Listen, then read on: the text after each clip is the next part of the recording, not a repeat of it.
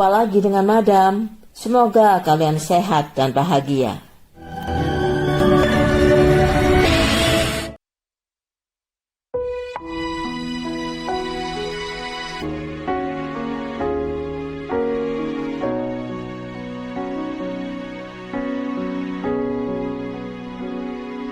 Pada tahun 2003 terjadi sebuah kasus yang mengguncang Jepang. Kasus ini cukup membuat syok masyarakat Jepang hingga menimbulkan dampak pemikiran anti-imigran dan kampanye penolakan warga asing yang dilakukan oleh masyarakat di negara Sakura itu. Mari kita lihat kasusnya. Fukuoka adalah salah satu kota besar di Jepang yang juga merupakan sebuah jalur masuk ke negeri Sakura itu. Suatu pagi, seorang kakek seperti biasanya ke rumah anaknya yang bernama Shinjiro untuk menjemput kedua cucunya dan mengantarnya ke sekolah. Namun pagi itu mobil anaknya tidak ada. Dia pikir anaknya pergi keluar kota dan tidak memberitahu padanya. Tapi ketika ditelepon HP-nya tidak aktif. Ketika pintu rumah diketuk, tak ada seorang pun yang jawab. Ia pun membuka pintu rumah anaknya menggunakan kunci yang ada padanya. Betapa terkejutnya ketika mendapati rumah tersebut dalam keadaan sangat berantakan. Juga kamar anak-anak. Kaca dari jendela kamar mandi pecah. Banyak bercak merah di sana. Ia yakin sesuatu yang buruk telah terjadi. Ia pun langsung menelpon polisi. Polisi mengira bahwa mungkin anak kakek itu hanya pergi sebentar saja. Namun kakek itu langsung membantah. Tidak mungkin, hubungan dia dengan anaknya sangat dekat. Bahkan malam sebelumnya mereka berkunjung ke rumahnya dan tidak ada sesuatu yang mereka katakan. Keesokan harinya, kepolisian Fukuoka dikejutkan oleh sebuah telepon masuk dari para nelayan yang baru pulang melaut. Mereka mengabarkan telah menemukan 4 tubuh manusia yang sudah tidak bernyawa, 2 dewasa dan 2 anak-anak. Tubuh wanita yang dewasa tanpa busana dan badannya penuh luka. Keempat tubuh tersebut tenggelam dalam kondisi terborgol dengan benda-benda berat terikat pada tubuh mereka. Jadi jelas mereka sengaja ditenggelamkan. Kepolisian Fukuoka menyimpulkan 2 laporan itu saling berkaitan. Dan setelah dilakukan uji forensik ternyata benar. 4 jasad yang semua ditemukan oleh nelayan itu adalah keluarga anak kakek tersebut. Shinjiro Matsumoto 41 tahun, Chika istrinya 40 tahun, serta kedua anak mereka, Kia dan Hina, masing-masing berumur 8 dan 11 tahun. Tragedi ini tentu saja menimbulkan duka yang sangat mendalam bagi sang kakek. Tak dapat dibayangkan betapa sedih keluarga Shinjiro dan Chika kehilangan 4 orang yang sangat mereka cintai dalam waktu bersamaan. Juga perhatian yang luar biasa dari seluruh masyarakat Jepang. Mereka bertanya, siapa yang tega melakukannya? Mengapa satu keluarga harus dihabisi, bahkan anak-anak yang masih kecil? Masyarakat mendesak agar polisi segera mengusut kasusnya. Jajaran kepolisian Fukuoka pun mulai bekerja keras. Polisi langsung menginvestigasi TKP. Awalnya polisi berpikir bahwa mungkin pelaku hanya pencuri yang ingin merampas kekayaan Shinjiro. Namun anehnya hanya uang dan mobil milik Shinjiro yang dibawa, sedangkan komputer serta perhiasan yang ada di rumah itu tidak diambil. Ini menimbulkan dugaan bahwa kemungkinan uang bukanlah motif utama pelaku. Polisi lalu berdiskusi dengan kakek yang merupakan ayah Shinjiro. Mereka bertanya apakah keluarga Shinjiro memiliki hutang untuk menjalankan bisnis fashion dan restoran yang ternyata gagal, sehingga debt collector mungkin melakukan kejahatan tersebut. Atau mungkin Shinjiro sengaja mengakhiri hidupnya sendiri, setelah itu menghabisi anak-anak dan istrinya karena malu dengan usahanya yang gagal. Ayah Shinjiro langsung membantah. Ia mengatakan sangat tidak mungkin debt collector menjadi pelaku, karena hutang yang dimiliki anaknya cukup besar dan akan sangat merugikan mereka apabila anaknya justru malah menghilang dan tak bisa membayar. Ayah Shinjiro juga mengatakan bahwa anaknya itu tak mungkin mengakhiri hidupnya sendiri dan keluarganya hanya karena hutang. Karena Shinjiro memiliki tabungan uang cukup banyak dan simpanan properti yang dapat dijualnya untuk bertahan hidup dalam jangka waktu panjang. Karena semua argumen ayah Shinjiro memang masuk akal, polisi lalu mengambil strategi lain dengan menggali bukti forensik.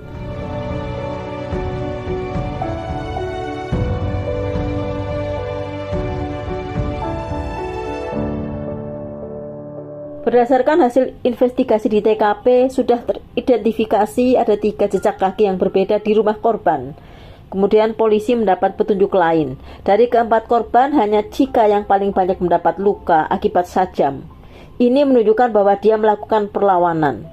Dari kuku tangannya ditemukan 3 jenis DNA dari 3 orang yang berbeda. Polisi juga mengidentifikasi bahwa borgol yang diikatkan pada tubuh para korban bukanlah borgol milik kepolisian Fukuoka. Borgol tersebut seperti borgol yang dapat dibeli di toko-toko biasa. Juga benda berat yang diikatkan ke tubuh korban seperti barbel pun terlihat seperti barbel biasa yang dapat dibeli di toko-toko olahraga pada umumnya, sehingga polisi melakukan identifikasi terhadap barang-barang tersebut untuk ditelusuri kira-kira di toko mana pelaku membelinya. Setelah menelusuri toko olahraga dan toko fitness di dekat TKP, akhirnya polisi berhasil menemukan toko-toko yang menjual barang-barang tersebut. Selanjutnya tinggal mencari siapa pembeli barang-barang itu melalui CCTV. Dari CCTV di kepolisian Fukuoka berhasil mengumpulkan bukti yang cukup untuk menangkap tersangka pertama yang membeli barang-barang tersebut. Pada tanggal 22 Juli 2003, foto pelaku pertama akhirnya dipublikasikan lewat koran. Tak lama kemudian, polisi mendapat respon dari seorang murid sebuah sekolah bahasa yang menelpon kepolisian karena foto tersebut terlihat mirip dengan salah satu temannya yang bernama Wang Liang. Wang Liang, seorang murid di sekolah tersebut, berusia 21 tahun. Ia diketahui berasal dari keluarga kaya dari China, dan keluarganya menginginkan Wang untuk belajar bahasa Jepang sebelum masuk ke universitas di Jepang. Meski begitu, ia dikenal sebagai seorang yang malas, jarang masuk, sering melakukan kekerasan terhadap siswa lain, dan nilai akademiknya pun buruk, hingga ia dikeluarkan dari sekolah. Wang Liang diketahui tinggal di sebuah apartemen bersama seorang teman yang bernama Yang Ning, juga dari China. Mereka diduga sudah berteman sebelum datang ke Jepang. Yang Ning juga seorang mahasiswa yang bersekolah di sebuah universitas swasta di Jepang. Pada tanggal 3 Agustus 2003, polisi akhirnya menemukan keberadaan apartemen tersebut dan langsung menggerebek Wang Liang serta Yang Ning. Sayang sekali tidak ada siapapun di sana. Mereka berdua sudah kabur ke China. Meski begitu, polisi tetap dapat memperoleh jejak DNA dari barang-barang yang mereka tinggalkan di apartemen tersebut. Dan ternyata DNA mereka berdua cocok dengan DNA yang ada di kuku Chika. Namun ada satu lagi DNA yang sudah pasti milik pelaku ketiga. Setelah menginvestigasi semua teman-teman Wang, polisi mencurigai seorang yang bernama Wei Wei. Wei Wei pernah mengikuti militer sebelum akhirnya memilih untuk belajar computer science di Jepang. Ia diduga mengenal Wang secara kebetulan lewat warnet yang sering mereka kunjungi. Wei Wei tidak bisa berbahasa Jepang sehingga memperkuat dugaan polisi bahwa hubungan pertemanan mereka cukup akrab karena mereka menggunakan bahasa yang sama. Wei Wei sudah beberapa kali melakukan pelanggaran hukum, termasuk memaksa seorang wanita untuk melayani keinginannya. Akhirnya Wei Wei pun ditangkap di bandara ketika hendak pulang ke China, tapi dia bungkam tidak mengeluarkan satu patah kata pun. Mereka bertiga mungkin mengira dengan kabur ke China akan lolos dari jeratan hukum. Namun takdir berkata lain.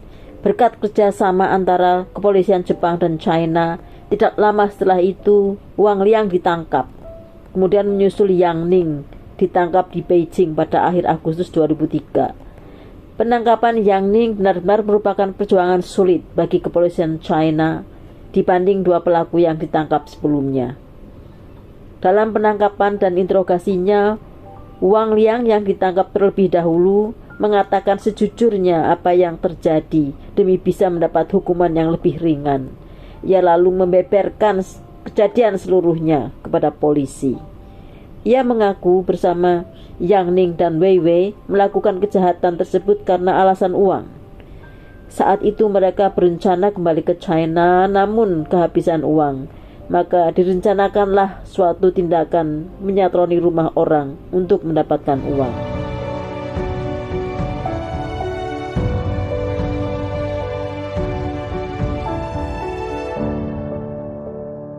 Setelah melakukan penyelidikan, mereka sepakat menyatroni rumah Shinjiro dengan pertimbangan korban pasti memiliki banyak uang karena Wang melihat sebuah mobil Mercedes terparkir di rumahnya.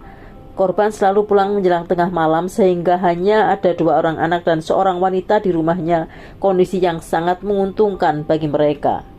Pada tanggal 19 Juni 2003, tepatnya pukul 11 malam, Wang dan komplotannya pun menyatroni rumah korban. Ia memecahkan jendela belakang, lalu masuk dan mendapati kedua anak Shinjiro sedang tertidur dan Chika sedang mandi. Wang dan Wei mengamankan anak-anak.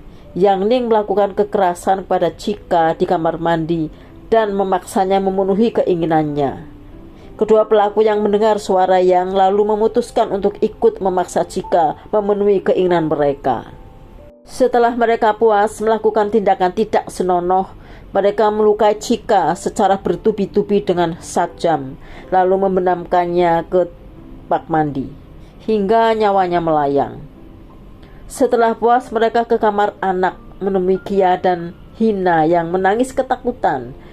Mereka memutuskan untuk menyandera Hina, anak perempuan yang masih berumur 8 tahun, dan menghabisi Kia 11 tahun dengan cara membekap dengan bantal. Tak lama kemudian Shinjiro pulang ketika pelaku langsung menangkapnya dan memaksanya melihat anak perempuannya disiksa di depan matanya agar dia menunjukkan tempat penyimpanan uang. Karena Shinjiro memang tidak memegang uang cash banyak, hanya 4,5 juta rupiah, ia mengatakan apa adanya dan memohon anaknya jangan diapa-apakan. Namun mereka menganggap Shinjiro berbohong karena tidak mau menunjukkan tempat penyimpanan uang. Maka anak perempuannya yang ketakutan itu dihabisi di depan matanya dengan menekan lehernya kuat-kuat hingga kehabisan nafas. Melihat anaknya meninggal di depan matanya, hatinya hancur. Shinjiro tidak mengeluarkan sepatah kata pun. Hal ini membuat mereka marah dan akhirnya menyiksa Shinjiro dengan menggunakan barbel. Shinjiro pun pingsan. Setelah melakukan semua perbuatan keji ini, mereka bertiga sepakat untuk membuang tubuh keluarga itu ke Teluk Hakata. Tubuh mereka diberi barbel agar tenggelam. Semua dalam keadaan meninggal kecuali Shinjiro yang masih bernafas pada saat dibuang ke Teluk Hakata. Setelah itu mereka pulang dengan hati yang tenang karena merasa kejahatannya tidak akan diketahui. Namun betapa terkejutnya mereka 2 hari kemudian berita heboh tentang penemuan 4 jasad satu keluarga muncul di media sosial di Jepang. Mereka pun langsung panik. Wang dan Yang langsung kembali ke China, kecuali Wei yang tidak memiliki uang untuk membeli tiket pesawat saat itu dan baru berangkat beberapa hari kemudian, namun keburu ditangkap. Atas perbuatannya, ketiganya mendapat ganjaran yang setimpal. Yang Ning dijatuhi hukmat dan dilaksanakan pada 12 Juli 2005 pada usia 25 tahun. Wei yang ditangkap di Jepang juga dijatuhi hukmat dan dilaksanakan pada 26 Desember 2019 pada saat usianya 41 tahun. Hanya Wang yang lolos dari hukmat karena ia mau bekerja sama dengan polisi. Ia hanya mendapatkan kurungan seumur hidup. Wang Liang sempat memohon maaf pada keluarga Shinjiro sambil berlutut di depan ruang sidang. Namun keluarga Shinjiro menolaknya. Ayah Chika dan ayah Shinjiro bahkan protes atas hukuman Wang yang dianggap terlalu ringan. Sementara itu Wei juga sempat mengirim surat terakhir pada keluarganya sebelum pelaksanaan hukmatnya. Surat itu hanya berisi satu kata, yaitu menyesal. Ironis sekali, dari aksi keji yang mereka lakukan, mereka hanya mendapat uang 4,5 juta rupiah saja, tapi 4 nyawa orang yang tidak bersalah melayang sia-sia. Dan tragedi itu membuat masyarakat Jepang merasa gerah dengan kehadiran imigran di negaranya. Sekian dulu guys, semoga kita bisa mengambil hikmah dari cerita ini, dan terima kasih sudah menyaksikan.